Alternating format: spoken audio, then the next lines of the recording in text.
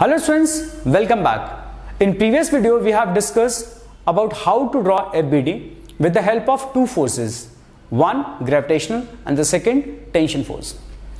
Let us series ahead and discuss a new force today.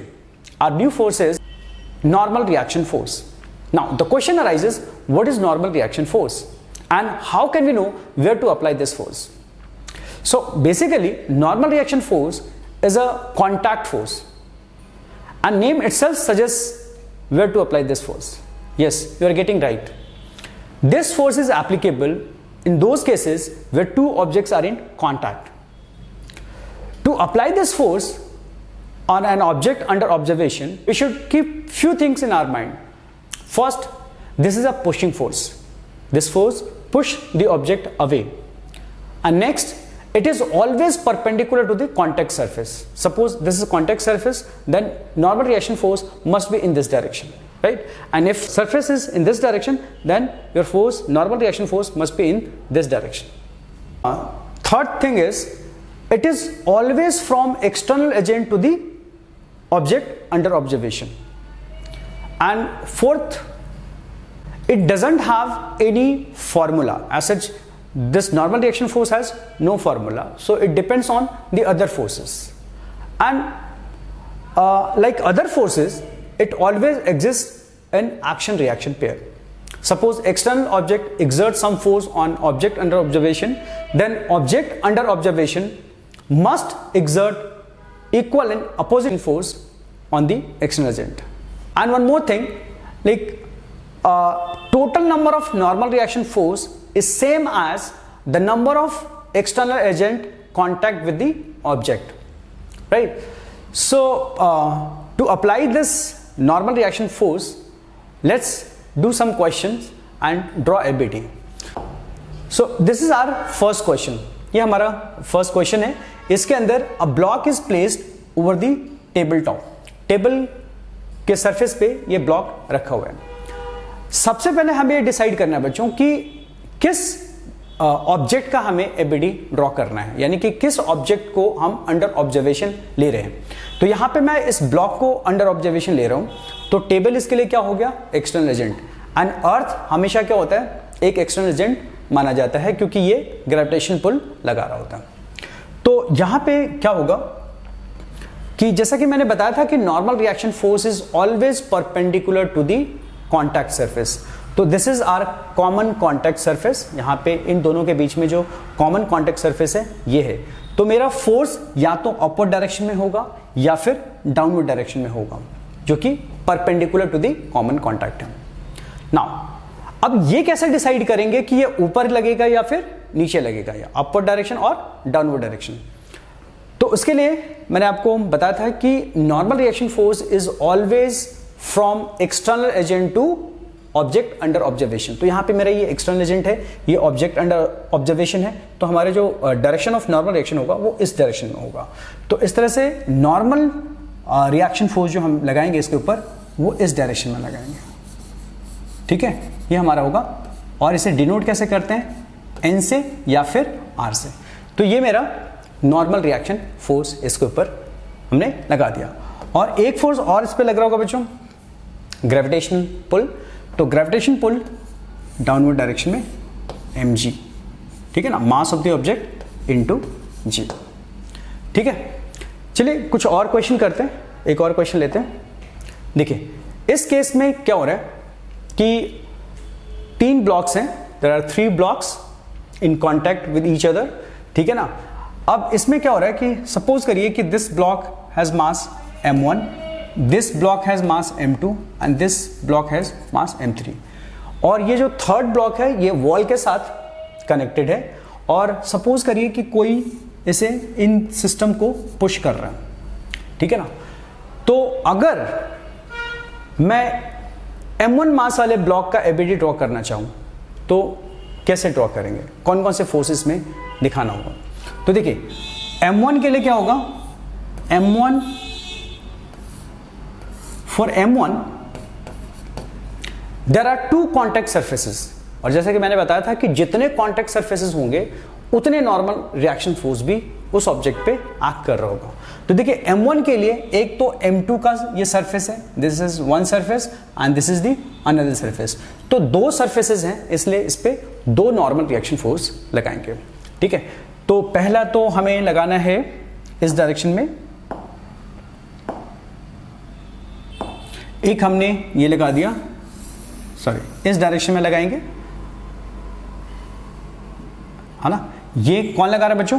This is the normal reaction exerted by M2, है ना। तो normal reaction exerted by M2 on M1, ठीक है।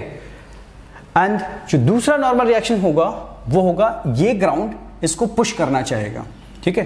तो एक हमारा आ जाएगा ये,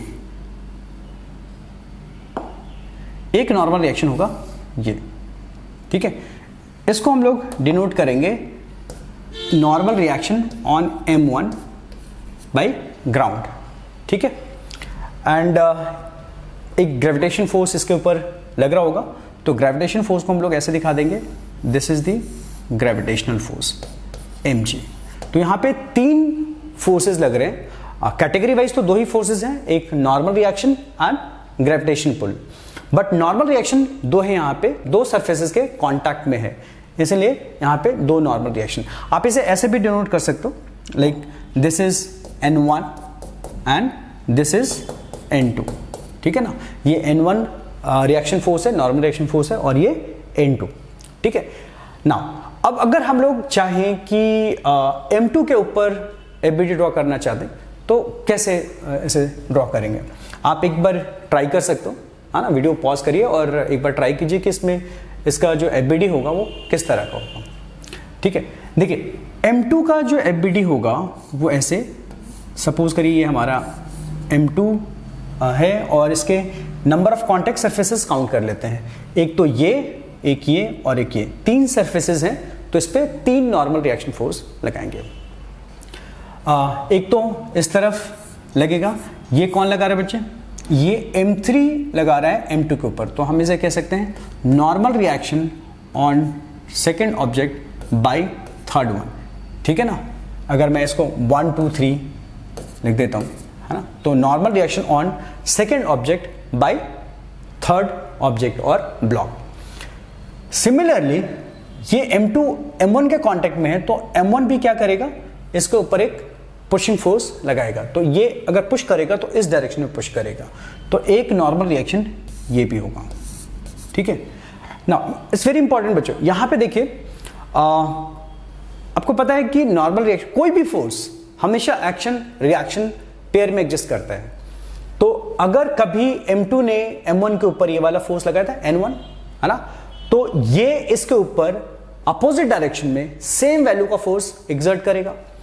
इसका मतलब ये है, ये जो हमारा फोर्स है जो M1 ने M2 के ऊपर लगाया है, बेसिकली सेम होगा N1 के, तो ये भी क्या होगा, हमारा N1 फोर्स होगा। आप समझ रहे होंगे मैं क्या कह रहा हूं कि M2 ने जो M1 पे फोर्स लगाया था वो N1 है।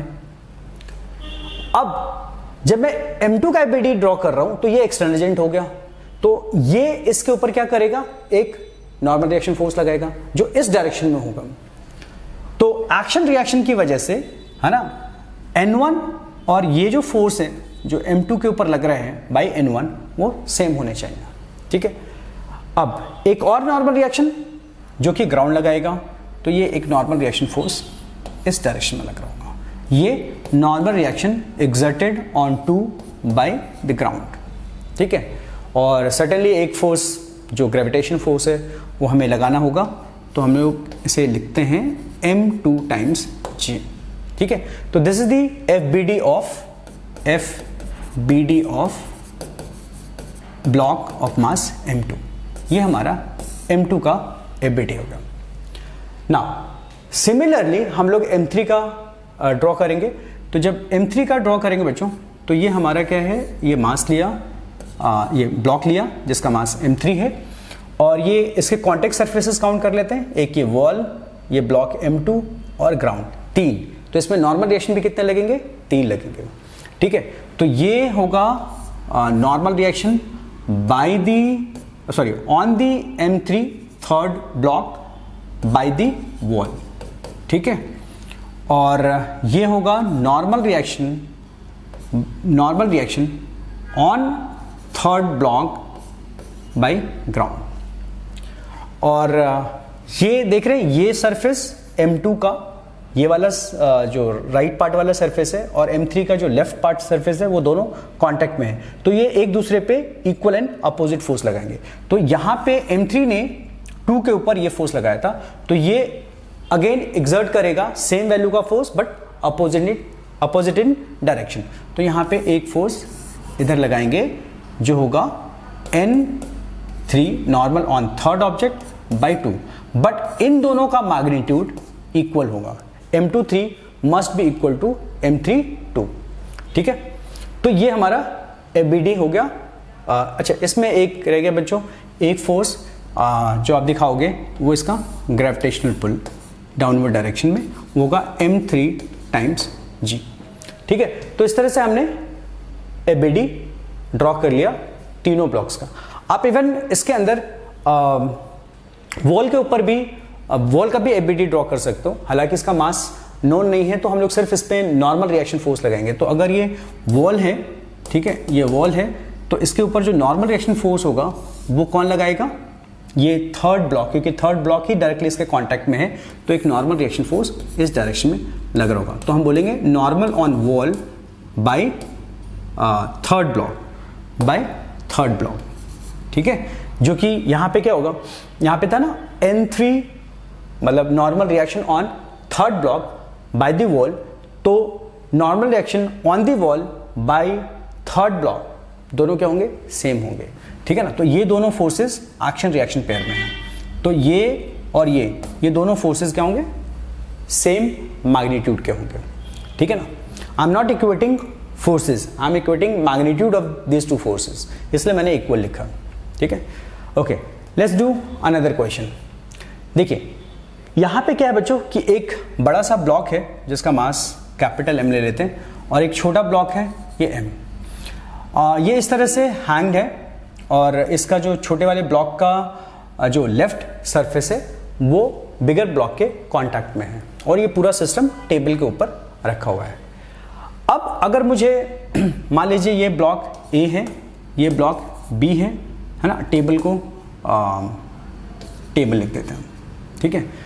तो अगर मुझे FBD बनाना हो ब्लॉक A का, तो क्या करेंगे? देखिए ब्लॉक A का अगर FBD बनाएंगे तो हम लोग सबसे पहले एक ब्लॉक दिखा देते हैं, या एक पॉइंट ऑब्जेक्ट भी दिखा सकते हो, ठीक है। इसके ऊपर देखिए एक तो रोप है, स्ट्रिंग है, और अगर कहीं पे किसी ब्लॉक के साथ स्ट्रिंग अटैच्ड है तो उसमें एक टेंशन फोर्स होता है, and tension force is pulling force. तो टेंशन के थ्रू आप चीज़ों को क्या करते हो? ऑब्जेक्ट को पुल करते हो।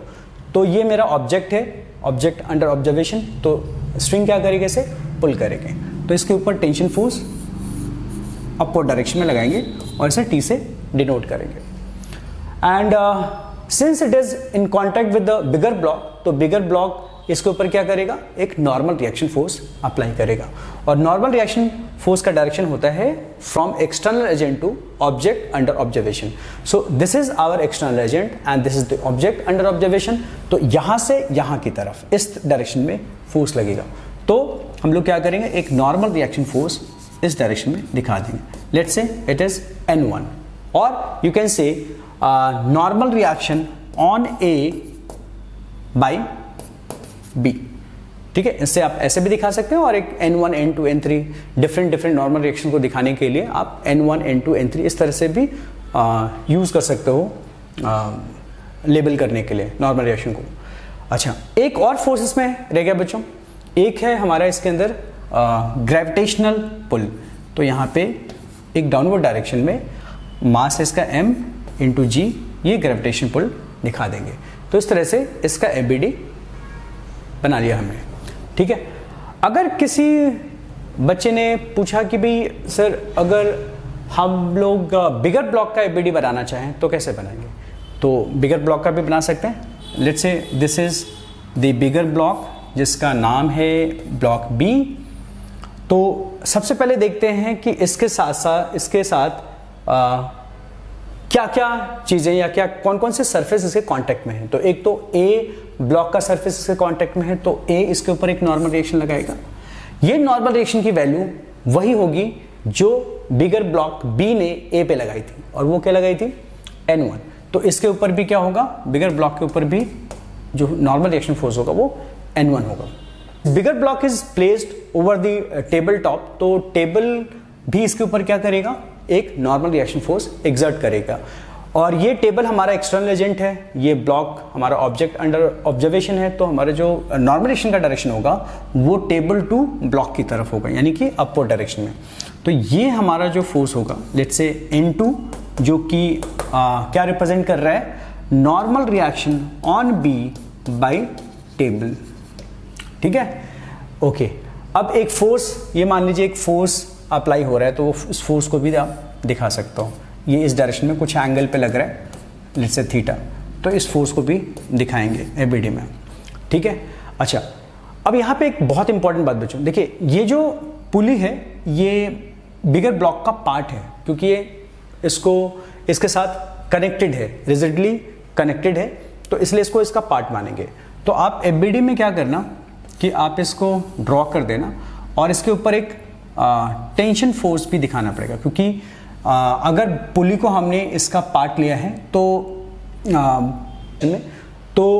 टेंशन हमेशा क्या करता है, चीज़ों को पुल करता है, तो ये पुल करेगा इस डायरेक्शन। तो ये tension force, like all the forces, tension force भी क्या होता है, एक्शन रिएक्शन पेयर में एग्जिस्ट करता है। तो जो टेंशन आपने छोटे वाले ब्लॉक पे लगाई थी अपवर्ड डायरेक्शन में, सेम वैल्यू का टेंशन इसके ऊपर भी, ब्लॉक P के ऊपर भी लगेगा, वो डाउनवर्ड डायरेक्शन में लगेगा। ठीक है बच्चों, तो ये हमारा क्या हो गया, टेंशन का डायरेक्शन हो गया। तो एक हमारा हो गया टेंशन नॉर्मल, ये फोर्स अप्लाइड जिसकी वैल्यू F है, और N2। एक और फोर्स रह गया बच्चों, ग्रेविटेशनल फोर्स। तो ग्रेविटेशनल फोर्स को क्या करेंगे, ऐसे डाउनवर्ड डायरेक्शन में दिखाएंगे। तो ये हमारा एबीडी रेडी है, किसका, बिगर ब्लॉक का, right. Now let's move to another question. यहाँ पे दो ब्लॉक्स एक के ऊपर एक रखे हुए हैं, तो हम लोग क्या करेंगे, पहले इसको लेबल कर देते हैं। सपोज ये ब्लॉक A है, ये ब्लॉक B है, तो और इसका मास स्मॉल m और इसका मास कैपिटल M ले लेते हैं। अगर स्मॉल ब्लॉक का एबीडी ड्रॉ करें तो कैसे ड्रॉ करेंगे बच्चों, तो हमें पता है कि ये एक ही बॉडी के कांटेक्ट में है directly, this block is in contact with the bigger block. तो ये बिगर ब्लॉक इसके लिए एक्सटर्नल एजेंट हो गया, और एक्सटर्नल एजेंट से ऑब्जेक्ट की तरफ नॉर्मल रिएक्शन फोर्स होता है। तो ये इसके ऊपर नॉर्मल रिएक्शन फोर्स इस डायरेक्शन में लगाएगा। ठीक है, this is normal reaction on A by B। ठीक है, ओके। और कोई कॉन्टेक्ट सरफेस नहीं है तो और कोई नॉर्मल रिएक्शन नहीं होगा। अब एक फोर्स और लगाना है हमें, वो है ग्रेविटेशनल पुल। तो एक ग्रेविटेशनल पुल लगा देंगे, इसे लिखेंगे स्मॉल mg, है ना, स्मॉल mg। तो बच्चों इसमें दो फोर्सेस लग रहे हैं, एक नॉर्मल रिएक्शन और एक ग्रेविटेशनल पुल। तो ये इसका एबीडी हो गया। अगर आपको एबीडी ऑफ ब्लॉक B बनाना है तो क्या करेंगे आप, ब्लॉक B लिया। अब देखते हैं कितने कॉन्टेक्ट सरफेस, मतलब कितने ऐसे ऑब्जेक्ट हैं जो इसके डायरेक्टली कांटेक्ट में है। तो एक तो इसके ऊपर ब्लॉक A है, इसको मैं बस इंप्रेशन बना रहा हूं कि यहाँ पे एक ब्लॉक था। तो ये ब्लॉक क्या करेगा, ये एक्सटर्नल एजेंट बन गया। ठीक है, और जो ग्राउंड है ये भी हमारा क्या हो गया, एक एक्सटर्नल एजेंट हो गया। तो दोनों क्या करेंगे, ऑब्जेक्ट की तरफ नॉर्मल रिएक्शन फोर्स लगाएंगे। तो ये स्मॉलर ब्लॉक, इसके ऊपर जो फोर्स लगेगा वो इस डायरेक्शन में होगा, है ना, इस डायरेक्शन में, एक्सटर्नल एजेंट टू ऑब्जेक्ट। तो एक नॉर्मल रिएक्शन तो ये हो गया बच्चों, और इसकी वैल्यू क्या होगी, इसको बोलेंगे N on P by A। और आपको मैंने पहले बताया है कि normal reaction on A by B magnitude wise same as normal reaction on B by A ने जो A के ऊपर जो B ने लगाया, सेम मैग्नीट्यूड का फोर्स B पे लगेगा बाई A। तो ये एक्शन रिएक्शन पेयर से मैंने इसको इक्वेट कर दिया। तो मान लीजिए यहाँ पे जो हमने एन ए ऑब्लिक बी यानी कि N on A due to B लिखा है, अगर इसको मैं N1 से डिनोट करता हूँ तो ये वाला फोर्स भी क्या होगा, N1 के मैग्नीट्यूड के बराबर होगा। ऑब्वियसली डायरेक्शन अपोजिट होंगे। ठीक है बच्चों, और एक नॉर्मल रिएक्शन ग्राउंड लगाएगा, जो ये सरफेस है ये भी एक नॉर्मल रिएक्शन लगाएगा from ground to object under observation. तो हमारा ऑब्जेक्ट अंडर ऑब्जर्वेशन बी है, तो इस तरफ से इस डायरेक्शन में लगेगा। तो ये हमारा हो गया सेकेंड नॉर्मल N2, जिसको हम बोल सकते हैं normal reaction on B by ground. ठीक है, एक और फोर्स बच्चों जो अर्थ अपने सेंटर की तरफ इसको पुल करेगा, जो कि ग्रेविटेशन पुल कहलाता है, वो भी यहाँ पे एक फोर्स लगाएंगे। ठीक है, वो होगा कैपिटल M टाइम्स G, क्योंकि इसका मास क्या है, कैपिटल M। ठीक है, तो let's move to next question. बच्चों यहाँ पे एक ट्रायंगुलर वेज है और वेज के ऊपर हमने क्या रखा हुआ है, एक ब्लॉक रखा है और ब्लॉक का मास सपोज स्मॉल m है। तो इसके ऊपर जो नॉर्मल रिएक्शन होगा वो किस तरह से एक्ट करेगा। जैसे कि हमें पता है कि normal reaction force is always perpendicular to the common contact surface. तो कॉमन कॉन्टैक्ट सरफेस क्या है, ये है। तो हमारे जो नॉर्मल रिएक्शन फोर्स होगा वो इस डायरेक्शन में होगा, perpendicular to the surface, and it is always towards the object from external agent. तो this wedge will act as an external agent. तो यहां से ऑब्जेक्ट की तरफ नॉर्मल रिएक्शन फोर्स लगेगा। तो यहां पे हम लोग इसे ऐसे भी दिखा सकते हैं, नॉर्मल रिएक्शन फोर्स को इससे दूर जाता हुआ और ऑब्जेक्ट की तरफ और इस सरफेस के परपेंडिकुलर। तो we can denote this force like this also. ठीक है, ये हमारा क्या हो गया, नॉर्मल रिएक्शन फोर्स हो गया। ठीक है, एक हमारा ग्रेविटेशनल पुल होगा, वो डाउनवर्ड डायरेक्शन में होगा। ठीक है, तो दो फोर्सेस इसके ऊपर अभी फिलहाल लग रहे हैं। ठीक है ना, तो ये लिख देंगे नॉर्मल, है ना, और ये लिखेंगे mg। तो दो फोर्सेस इसके ऊपर यहां पे लग रहे हैं। Let's move to another question. ठीक है, देखो बच्चों यहां पे एक ब्लॉक वॉल के अगेंस्ट किसी ने इसे पुश करा है। लेट से एक फोर्स है जो इस डायरेक्शन में लग रहा है, किसी एक्सटर्नल एजेंट ने, हमने या आपने इसे फोर्स लगाकर ब्लॉक को दीवार के साथ इसको मतलब पुश किया है। तो अब क्या होगा, यहां पे नॉर्मल रिएक्शन का डायरेक्शन क्या होगा बच्चों, नॉर्मल रिएक्शन का डायरेक्शन होगा again same perpendicular to the common contact surface. अब देखिए कॉमन कॉन्टैक्ट सरफेस यहां पे इस तरह का है। ठीक है ना, तो कॉमन कॉन्टैक्ट सरफेस के परपेंडिकुलर डायरेक्शन तो ये होगा। ठीक है ना, और ये ऑब्जेक्ट है, क्योंकि हम लोग ब्लॉक के ऊपर नॉर्मल रिएक्शन दिखाना चाह रहे हैं। तो ये ब्लॉक हमारा ऑब्जेक्ट है और ये एक्सटर्नल एजेंट है। तो ये एक्सटर्नल एजेंट है और ये ऑब्जेक्ट अंडर ऑब्जर्वेशन। ठीक है, तो नॉर्मल रिएक्शन हमेशा external agent to object under observation की तरफ लग रहा होता है। तो यहाँ पे जो नॉर्मल रिएक्शन फोर्स होगा वो इस डायरेक्शन में होगा, है ना, इस डायरेक्शन में। ठीक है, तो हम लोग यहाँ पे लिख देंगे normal reaction on block by the wall. और इसको सिंपली आप, क्योंकि और कोई नॉर्मल रिएक्शन फोर्स नहीं लग रहा है, तो आप इसको सिंपली n से दिखा सकते हो। ठीक है, अगर ज़्यादा फोर्सेस लग रहे हैं तो n1, n2, n3 आप इस तरह से भी दिखा सकते हो। ठीक है, चलिए अब नेक्स्ट क्वेश्चन पे मूव करते हैं। यहाँ देखिए बच्चों, यहाँ पे एक स्फेरिकल बॉल है और इस बॉल को स्ट्रिंग के थ्रू वॉल में हमने हैंग कर दिया है, और इस तरह से कि इसका ये जो सरफेस है वॉल के साथ कांटेक्ट में है। ठीक है, तो यहाँ पे इसका एबीडी कैसे ड्रॉ करेंगे, तो देख लेते हैं इसमें क्या क्या कनेक्टेड है। देखिए ये अर्थ सरफेस पे है तो अर्थ ग्रेविटेशन पुल लगाएगा, तो एक फोर्स तो हमारा क्या हो गया, ग्रेविटेशनल पुल, है ना, एक चीज। दूसरा, ये कांटेक्ट सरफेस है तो कांटेक्ट की वजह से एक नॉर्मल रिएक्शन फोर्स लगेगा, जो कि एक्सटर्नल एजेंट, यहाँ पे वॉल एक्सटर्नल एजेंट है, तो external agent to object, object हमारा स्फीयर है, तो इसके मतलब एक्सटर्नल एजेंट टू ऑब्जेक्ट की तरफ, यानी कि इस डायरेक्शन में एक फोर्स लगेगा, जिसको क्या बोलेंगे, नॉर्मल रिएक्शन फोर्स। और यहाँ पे एक और फोर्स है बच्चों, क्योंकि यहाँ पे एक स्ट्रिंग भी है, तो स्ट्रिंग क्या करेगा, इसे पुल करेगा अपनी तरफ। तो यहाँ पे एक फोर्स और हमें दिखाना पड़ेगा, ये, है ना, जो कि क्या है, टेंशन फोर्स।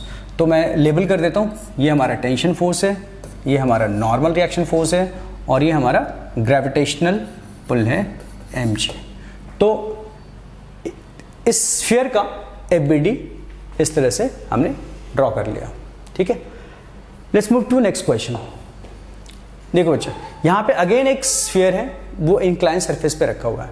यहाँ पे देखो बच्चों, अगेन जो कॉन्टैक्ट सरफेस है, कॉन्टैक्ट सरफेस डिसाइड करने में ना आपको एक चीज़ का ध्यान रखना पड़ेगा। देखिए, जब तक एक फ्लैट और एक कर्व्ड है तो टेंशन नहीं है, क्योंकि हमेशा फ्लैट सरफेस के परपेंडिकुलर डायरेक्शन में लगाएंगे। तो यहाँ पे हमारा जो फोर्स होगा, नॉर्मल रिएक्शन फोर्स, वो, क्योंकि देखिए ऑब्जेक्ट अंडर ऑब्जर्वेशन हमारा ये स्फीयर है, और ये हमारा क्या हो गया, एक्सटर्नल एजेंट। तो इससे ऑब्जेक्ट की तरफ, यानी कि इस डायरेक्शन में होगा, और इस लाइन के, इस प्लेन के परपेंडिकुलर होगा। तो इसके perpendicular and external agent to object की तरफ, तो ये कुछ इस तरह का डायरेक्शन होगा। तो ये हमारा क्या होगा, नॉर्मल रिएक्शन फोर्स, ठीक है। दूसरा, इसमें ग्रेविटी भी काम कर रही है, तो gravitational pull downward direction always, horizontal के परपेंडिकुलर हमेशा होता है। तो ये हमारा ये होगा। और एक और फोर्स है बच्चों, क्योंकि इसमें स्ट्रिंग है, स्ट्रिंग या केबल जब भी यूज़ होता है किसी क्वेश्चन में, तो वहाँ पे एक टेंशन फोर्स भी हमें लगाना होता है। तो यहाँ पे, और tension force is always away from the object under observation. तो ये हमारा ऑब्जेक्ट अंडर ऑब्जर्वेशन है, and tension force is always away and along the rope या स्ट्रिंग। तो यहाँ से दूर जाना है और यूजिंग द रोप। तो ये हमारा क्या हो गया, टेंशन। तो इसका FBD हमने बना लिया। ये हमारा टेंशन फोर्स है, ये नॉर्मल रिएक्शन फोर्स है, और ये ग्रेविटेशन पुल है, ठीक है। तो उस पर 3 फोर्सेस लग रहे हैं। इस तरह से आप वेज का भी ड्रॉ कर सकते हो।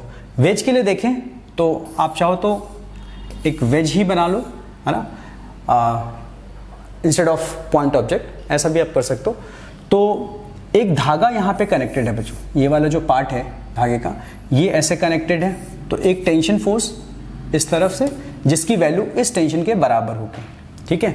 आप यहाँ पे भी दिखा सकते हो, ये टेंशन इसके लिए है, और ये टेंशन का डायरेक्शन इस वेज के लिए है, ठीक है ना।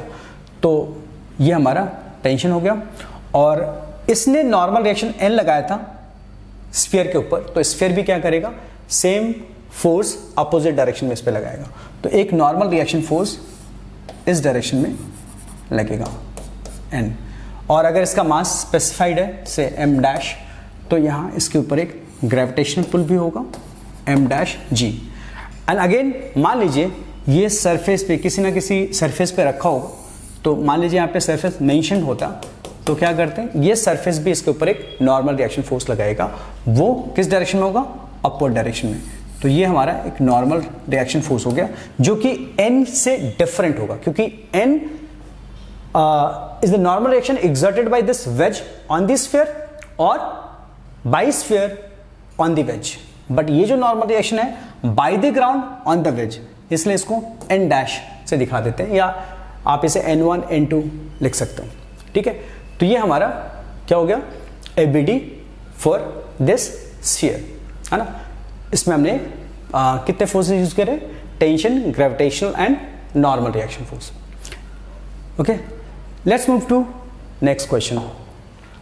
देखो बच्चों, इट्स वेरी इंपॉर्टेंट, ये बहुत ही इंपॉर्टेंट क्वेश्चन है बच्चों। यहाँ पे क्या है, एक रोलर है, एक स्फेरिकल बॉल है, और उसके ऊपर एक प्लैंक रखा हुआ है इस तरह से।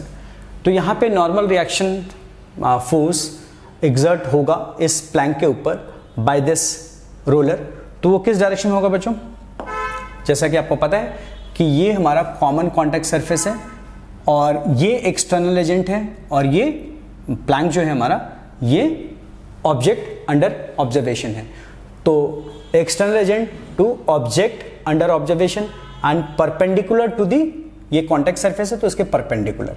तो परपेंडिकुलर यानी ऐसे इधर या इधर, फिर दूसरा कि ये अवे होना चाहिए, मतलब from external agent to object under observation, तो इसलिए इसका डायरेक्शन जो होगा वो इस तरफ होगा। तो प्लैंक के ऊपर एक नॉर्मल रिएक्शन ये हो गया, ठीक है। दूसरा, इसके ऊपर एक ग्रेविटेशनल पुल भी लगेगा, और ये जो प्लैंक है वो दो सरफेसेस के कांटेक्ट में, एक तो यहाँ पे और एक यहाँ पे, तो यहाँ पे एक नॉर्मल रिएक्शन फोर्स और लगेगा बच्चों इस डायरेक्शन में। ये नॉर्मल रिएक्शन फोर्स इस नॉर्मल से डिफरेंट होगा। सपोज ये N1 है तो ये N2 होगा, और ये हमारा क्या होगा, सपोज इसका मास m है तो इसके ऊपर जो ग्रेविटेशनल पुल होगा वो क्या होगा, mg, राइट। सो बच्चों इस तरह से हमें आज के इस लेक्चर में समझ आ गया कि नॉर्मल रिएक्शन फोर्स कैसे डिसाइड करते हैं। Thanks for watching this video.